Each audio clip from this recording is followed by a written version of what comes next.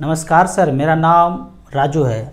आज ये कहानी है दो मित्र की कि कैसे एक बर्बाद हो गया और दूसरा फाइनेंशियल फ्रीडम पा लिया। गांव से दिल्ली काम करने आते हैं, मल्टीनेशनल कंपनी में दोनों का जॉब लगता है। अच्छा खासा पढ़ा लिखा है, 50-50 हज़ार का नौकरी दोनों को मिलता है। लगभग 30 हज़ार रुपये पर मंथ खर्च हो जाता है दोनों का जीवन यापन करने में, और 20 हज़ार रुपये पर मंथ बचता है। अभी जो रहते हैं ऑफिस है उसके बगल में ही फ्लैट ले लिए हैं, दोनों मिलके रहते हैं। 5-5 हज़ार रुपये रेंट जाता है। जैसे ही 1-2 महीना हुआ नौकरी, पहले मित्र ने क्या किया, 20 हज़ार रुपये उनको बच रहा था, और जब 20 हज़ार रुपये पर मंथ बच जाए तो हाथ में खुजली होने लगता है, कीड़ा काटने लगता है। तो ऑफिस से 40 किलोमीटर दूर संडे को देखने के लिए गए और एक प्लॉट रजिस्ट्री कर दिए। तो इतने पैसे में तो होगा नहीं, तो लोन ले लिया, EMI 21 लाख का लोन ले लिया, और मात्र 20 हज़ार रुपये पर मंथ EMI जा रहा है। इतना ही पैसा बचता था। यहाँ पे देख लेते हैं, 21 लाख रुपये का लोन लिया, इतना में प्लॉट उनको आ गया। रजिस्ट्री वगैरह करने के बाद 20 साल तक EMI चलेगा। 10% के हिसाब से लोन मिला, ज़्यादा ब्याज नहीं देना पड़ा। क्यों? अच्छा नौकरी है, ब्रांडेड कंपनी में नौकरी करते हैं, तो यहाँ जो है मात्र 10% पे लोन मिल गया। 20,265 रुपया EMI जाता है। तो ये इन्होंने खेल शुरू कर दिया। अब दूसरे बंदे ने वो जो 5 हज़ार का रेंट जाता था, सब मिला के 30 हज़ार रुपये खर्च होता था, वैसे अपना जीवन यापन करते रहे।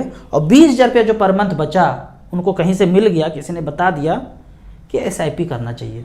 थोड़ा सा कैलकुलेट किए खुद से, बोले कि भाई हम ऐसे जीवन चलते रहेंगे और पैसा इन्वेस्ट करते हैं। 20 हज़ार रुपये पर मंथ वो SBI के सारे म्यूचुअल फंड में लगा दिए। एक मिड कैप भी ले लिए, एक स्मॉल कैप भी ले लिए, एक ग्लोबल फंड, एक फ्लेक्सी कैप, 5-5 हज़ार रुपया 4 फंड में लगा दिए। पिछले 13 साल से वो फंड उनका चलता जा रहा है। यहाँ पे फंड देख लेते हैं कौन कौन सा है। 5-5 हज़ार रुपये पर मंथ स्मॉल कैप में, मिड कैप में, ग्लोबल फंड में और फ्लेक्सी कैप में। 13 साल पहले से SIP चल रहा है और 5 हज़ार रुपये पर मंथ हर फंड में करते गए। SBI स्मॉल कैप ने 2010 से लेकर 2023 तक 7,80,000 जमा किया। दूसरे दोस्त ने पैसा बनाया 37 लाख रुपया। दूसरे फंड ने SBI मैग्नम मिड कैप ने 7,80,000 जमा यहाँ भी हुआ, दूसरे फंड ने बनाया 27 लाख रुपया। और यहाँ पे आता है मैग्नम ग्लोबल फंड, यहाँ पे भी 7,80,000 जमा किया, यहाँ पे बनाया 21,80,000 रुपया। और लास्ट का फंड है SBI फ्लेक्सी कैप, यहाँ पे भी 5-5 हज़ार रुपये पर मंथ 2010 से लेके अब तक जमा हुआ 7,80,000 और पैसा बनाया 20,74,000।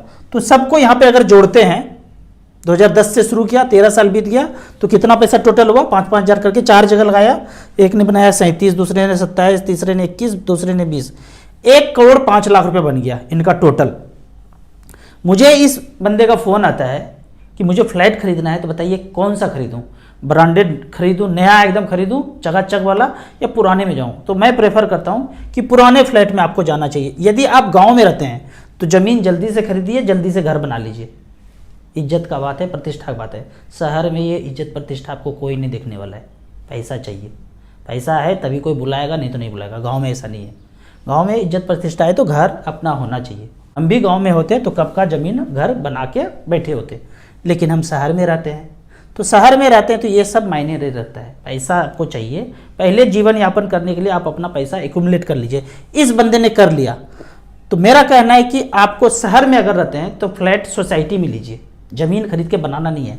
सोसाइटी में रहने का एक मज़ा अलग है। अब यहाँ पे आप चालबाजी करेंगे कि अपना ज़मीन होगा तो उसके ऊपर भी घर बना देंगे, रेंट लगा देंगे, नीचे का कमरा भी रेंट पे लगा देंगे, ये सब चालबाजी है। आप अपने घर से भी पैसा अर्जित करना चाहते हैं, मतलब इस तरह से हुआ कि पेरेंट्स से भी पैसा कमाना चाहते हैं। घर हो गया, अनमोल हो गया, अब उससे कमाने का नहीं सोचना है। हम जब घर खरीदेंगे, फ्लैट खरीदेंगे, तो उससे कमाने के लिए नहीं सोचेंगे। तो यहाँ भी नहीं सोचना चाहिए। तो उतना पैसा एक्यूमुलेट कर लीजिए कि ये सब चालबाजी नहीं करना पड़े। तो इसके लिए पुराने सोसाइटी में जाएंगे तो बिल्डर का वो तामझाम सब हट जाएगा, सोसाइटी हैंड ओवर हो जाएगा। अगर किसी ने 50 लाख का फ्लैट लिया है, वो 60, 70, 80 में भी बेचेंगे 10 साल 12 साल के बाद, उनको लगा कि बहुत मुनाफा हो गया। जबकि नए में जाएंगे तो 1.25 करोड़ 1.5 करोड़ में लगेगा फ्लैट। 50 लाख में अच्छे शहर में आपको ठीक ठाक फ्लैट मिल जाएगा। लेकिन ब्रांडेड में जाएंगे, नया में जाएंगे एकदम, तो 1.25 करोड़ 1.5 करोड़ इस तरह से जाएगा। तो पुराने 10 साल 15 साल पुराना अगर फ्लैट है तो वहाँ उस पर जाना चाहिए। फिर यहाँ पे 90% लोग बोलेंगे ये क्या सलाह दे रहे हैं, अपना घर अपना ज़मीन अपना होता है, ये फ्लैट का कोई ज़िंदगी है? मैं आपको एक ऑप्शन देता हूँ। आप जहाँ भी रह रहे हैं शहर में, घर बना करके वहाँ रह रहे हैं, एक फ्लैट आपको अगल बगल के सोसाइटी में फ्री में दे दिया जाए, फिर सोचिए आप कहाँ रहेंगे। मजाक नहीं बोल रहा हूँ। अगर आपको ये ऑप्शन दे दिया जाए कि फ्लैट फ्री में मिल रहा है, वो अपना घर द्वार जो बना के रखे हैं सपनों का शहर, वहाँ से निकलेंगे और उस फ्लैट में चले जाएंगे। फ्लैट का, सोसाइटी का रहन सहन ही अलग होता है, हवा पानी धूप ही अलग होता है। आप घर देखिए शहर में कैसे है, एक एक करके कहीं पेड़ पौधे का दर्शन नहीं मिलेगा। सोसाइटी में एटलीस्ट थोड़ा बहुत पेड़ पौधा आपको मिल जाएगा, तभी क्लियरेंस मिलता है फ्लैट बनाने के लिए, और हवा पानी का भी अच्छा खासा प्रावधान होता है। तो इसलिए मैं बोलता हूँ कि जब रहना है ना, तो ये खोपड़ी में चालबाजी पैसे का नहीं सोचना है। जब आपको कोई फ्री में ऑफर कर देना तो यही बोलेंगे चलते हैं सोसाइटी में रहेंगे, वहाँ मज़े करेंगे, वहाँ से निकल के चले जाएंगे, क्योंकि वो फ्री में मिल रहा है। अगर 50 लाख रुपए लग ही जाता है तो क्या है, किसी ने इतना पैसा बनाया है जो 50 लाख रुपए झोंक के अपना ज़िंदगी मज़े में जीना चाह रहे हैं। तो इस तरह से मैं बोलता हूँ, कोई 10 साल 15 साल 20 साल पुराना सोसाइटी है, उसमें फ्लैट खरीदिए, आप अपने कैपेसिटी में खरीद पाएंगे। नए में जाएंगे फिर आपको 20 साल मेहनत करना पड़ेगा, तब जाके उतना ऊपर पैसा हो पाएगा कि आप नए में खरीद पाएंगे। वो सोसाइटी का, बिल्डर का बहुत तामझाम है, बहुत सारा पैसा झोंका जाता है, तब जाके आपको एक नया फ्लैट मिलता है। तो 50 लाख का फ्लैट उन्होंने खरीद लिया और शादी हो चुकी है, 2 बच्चे हैं, 10 साल और 12 साल के 2 छोटे छोटे बच्चे हैं। अब 13 साल बीतने के बाद पहला दोस्त जो है 7 साल उनका ईएमआई और बचा है बेचारे का। अभी प्लॉट है, घर नहीं बना है। अब सपनों का घर उनको बनाना है, थोड़ा थोड़ा पेमेंट भी बढ़ गया है, तो 30 लाख का फिर से लोन लेते हैं। अब लोन जब लेते हैं ना तो कहते हैं कि ज़मीन तो हमको फ्री में मिला। अरे ज़मीन में हम पैसा कहाँ लगाए, हमको तो बैंक ने पैसा दिया। हम कितना देते थे, 20-20 हज़ार रुपये पर मंथ। हमको तो 21 लाख का प्लॉट मिल गया, एकदम बर्फी साइज का टुकड़ा का प्लॉट सोना उगलता है भाई, इतना अच्छा प्लॉट है, फ्री में मिला। 20 हज़ार का कोई मुराद है, अब 21 लाख का प्लॉट मिल गया। अब फिर घर बनाने में भी वही बोल रहे हैं, घर हम क्यों बनाएंगे, बैंक दे रहा है फ्री में, लोन फ्री में दे दिया। अब यहाँ पे भी ईएमआई चलेगा, आने वाले 20 साल तक 15-16 हज़ार रुपया ईएमआई यहाँ भी चलेगा। अब यहाँ भी 30-35 हज़ार का ईएमआई आने वाले 20 साल तक चलेगा। अब दूसरा दोस्त जो है, जो लगभग 1 करोड़ पाए, बना लिए म्यूचुअल फंड से, और 50 लाख रुपया का फ्लैट खरीदा, और 50 लाख रुपया उनके पास बचा हुआ है। ऑफिस में एक दिन बोलते हैं कि सर अपना घर खरीद लिया हूँ, बॉस से बोल रहे हैं, सर अपना घर खरीद लिया हूँ, अब ऑफिस से काम नहीं कर पाऊँगा, वर्क फ्रॉम होम करूँगा, 31 तारीख तक बता दीजिए काम करना है या नहीं करना है। ये होता है कॉन्फिडेंस पैसे का। मात्र 50 लाख रुपये बचा हुआ है, इसको बोलते हैं कॉन्फिडेंस। अपने हिसाब से काम करना है, या न कि किसी ने मुंडी मचोड़ दिया है उसके हिसाब से काम कर रहे हैं, तड़पड़ा रहे हैं लेकिन निकल नहीं पा रहे हैं। अब ये जो बंदा है पहला वाला, एक ब्रांड न्यू कार खरीदते हैं, कार खरीदा, कार भी फ्री में मिला, पैसा तो कोई और दे रहा है, इनको मात्र 15 हज़ार ईएमआई देना है, खरीद लिया। अब जो पहले 6 बजे घर आते थे, अभी इस बेचारे को 8 बजे घर आना पड़ता है। नहीं कर पा रहे, उतने में पूरा नहीं कर पा रहे हैं, और गाड़ी जो है 80 के स्पीड में चला रहे हैं। ज़िंदगी में एक टर्निंग पॉइंट आता है, छोटा छोटा सा, शुगर और बीपी का मेडिसिन भी शुरू हो जाता है। और दूसरा वाला जो दोस्त है वो वर्क फ्रॉम होम कर रहे हैं। 90% लोगों का यही कहानी है। 10% लोग ऐसे होते हैं ना जो वर्क फ्रॉम होम हमारे जैसे करते हैं।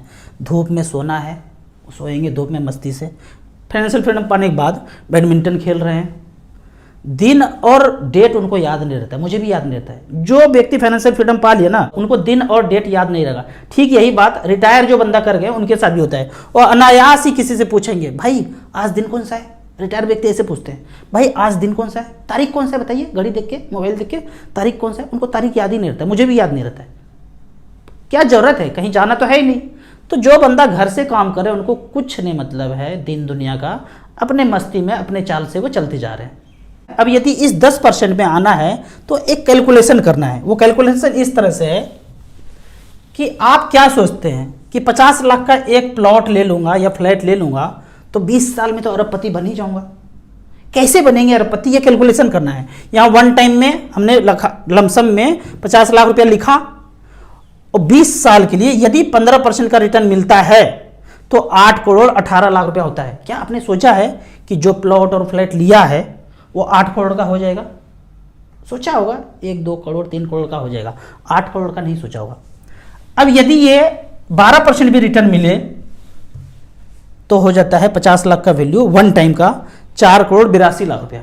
और यदि पैसा आप ये बैंक पोस्ट ऑफिस में सेफर रखते हैं कहीं पे 7% के रेट से पैसा बनता है 1,93,00,000 रुपया।